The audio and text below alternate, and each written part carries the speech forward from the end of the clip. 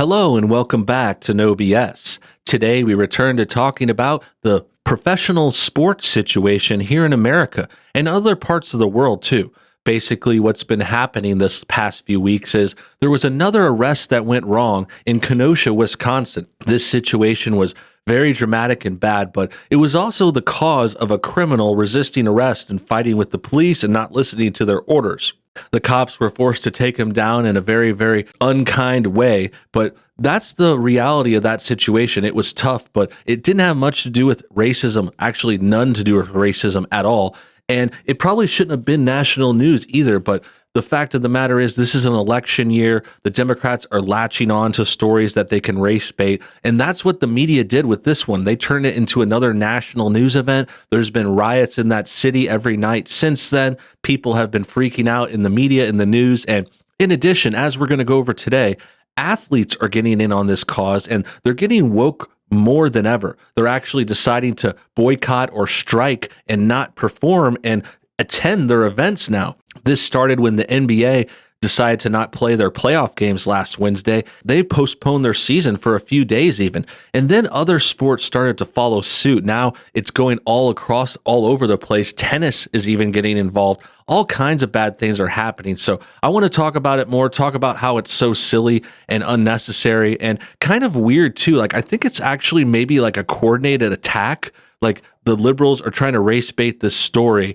and they don't want the sports to distract from it. They know the election is coming up. It's just a few months from now. It's getting close. It's crunch time. So I think they want to shut down sports again so that there's nothing else for people to watch. Like when basketball's on, you might pay more attention and say, oh, look, LeBron James made a couple shots. Oh, look, the Clippers are winning. You know, that gives you a little escape. But I think there is a good argument to say that them shutting down sports is part of this whole issue and this whole propaganda push. So with that said, I have an article here that has more details about more sports shutting down. It says pro sports teams, athletes boycott games after Wisconsin riots. And then here's a picture of the tennis player Naomi Osaka, who plays against Diana of Ukraine during the third round in a tournament in New York. I'm not sure that was before the boycotts. This is just a sports picture.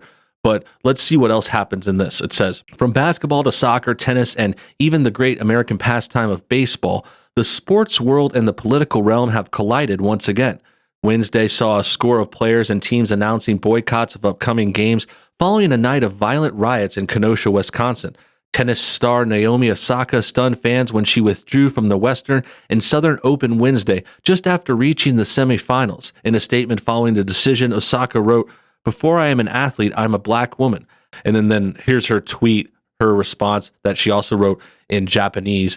And that's the thing that's funny. She's actually half Japanese, half black, but somehow she's a black woman who speaks Japanese. It's just really, really a strange kind of mix there. And it goes to show, like, there's another thing that a lot of people have noticed, like these mixed people tend to virtue signal more. They tend to struggle with their identity. They don't know who they are sometimes. So a lot of times when someone's half black like Naomi, they have to overcompensate and act like they're black, they're black, they're black. I'm cool with BLM, you know, like they go anti-white too, and they try to like really, really get woke about it, which sucks. I mean, I actually was a fan of this tennis player. I mean, she's a very, very talented player. She beat the Williams sisters one time, which was really fun because I really despised them. And in addition, I mean, obviously she's pretty. She's very attractive. She's young. She's coming up. And I thought she was good, but now she's proven to be woke and she's going to be written off. Now she's out of my life. I won't have to think about her anymore. She's done, just like the Milwaukee Bucks, which is the team below here. In solidarity with Osaka, the tournament suspended play until Friday after it stated that the sport was collectively taking a stand against social injustice. Her decision not to play mirrors that of the Milwaukee Bucks basketball team, who announced they would be sitting out of their playoff game Wednesday against the Orlando Magic. So the Bucks were the ones that started it in basketball. Naomi Osaka is a top tennis player who's doing it now. And it's just going on and on. It's just getting crazy. And it's all for what? For what? For this terrible criminal with lots of warrants on him, resisting arrest, fighting cops, and getting tasered, and then reaching into his car for a weapon. Like, that's who these guys are defending. You got to remember that. Like, that's who they're standing up for. That's who these athletes think are heroes to them. That's a bad person. And this is really the root of the problem. This is why this community is suffering and having issues. It's because they look up to bad people. Like if you look up to someone who commits a lot of crimes, that kind of makes you think, oh, those crimes are okay.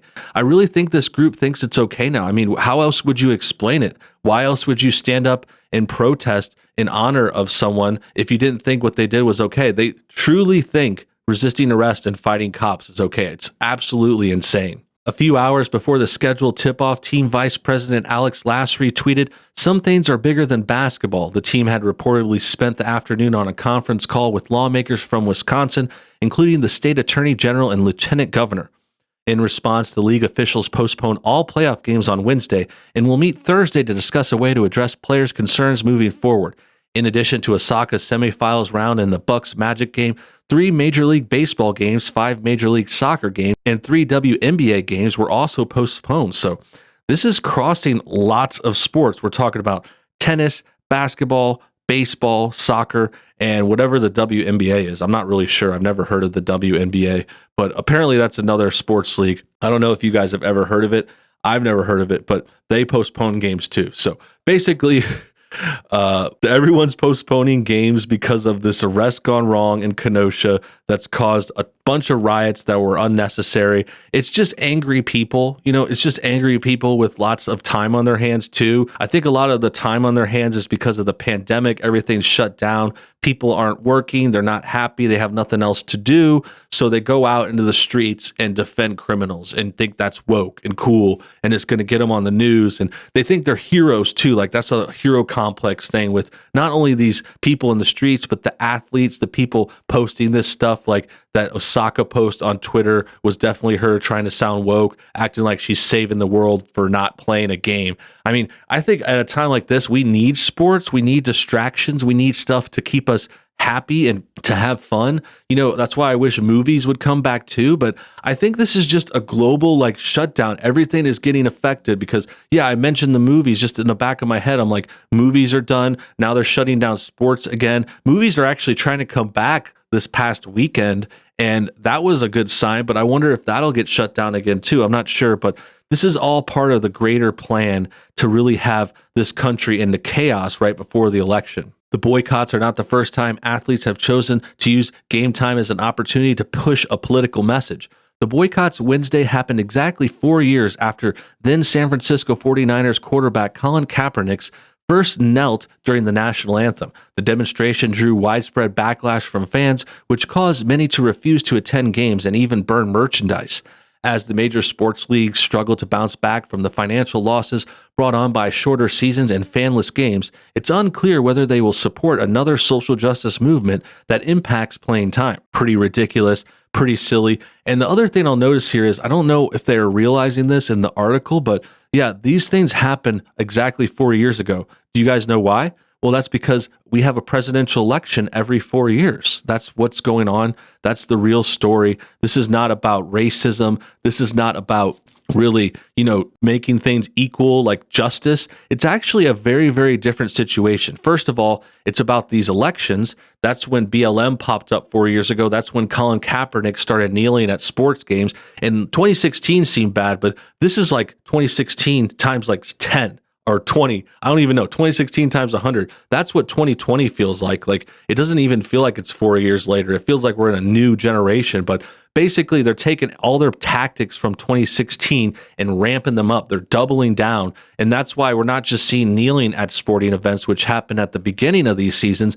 Now we're seeing them wear all these BLM stuff, protests, give speeches.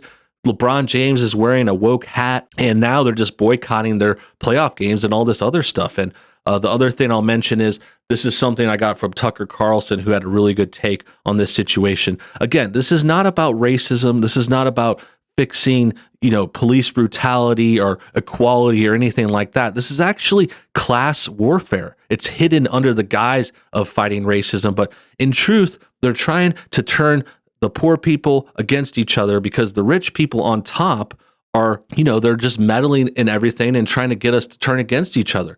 they're saying there's racism so that blacks and whites fight each other. So we don't realize we're actually getting controlled by these rich elite liberals like the Soros types, these top Democrat donors who control the NBA and the media and all these outlets and stuff like that. Like that's what's really going on. It's like a class warfare thing that's under the guise of fighting racism, which is just really not relevant. Like racism is not as bad as these people claim. It's super overblown.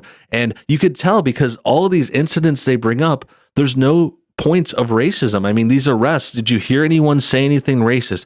Have you seen any evidence of racism? Because as far as I can tell, they just think when something happens to a black person, that's racism, but that's just not true. I mean, when something happened to a white person, is that racist, or a Hispanic or an Asian? I mean, that's not the case for anyone else, but for some reason, they've got this whole narrative spun so that, yeah, if anything happens to a black person, it's racist. And that's why all these sports are now virtue signaling, because they're being told to by the people that pay them, not just these rich liberal elites, but also foreign people with foreign interests in America, like China is controlling the NBA and other stuff like that. It's just a big mess and really, really sad. And it sucks to see it happen in this year. But I think the main thing to remember is this is starting to backfire a lot. Like people don't even care about these sports anymore. The NBA is losing money and fans every single day. Like people are giving up on the whole professional sports scene, and the Democrats too. Like the Democrats have even started to realize that this is backfiring. Like we saw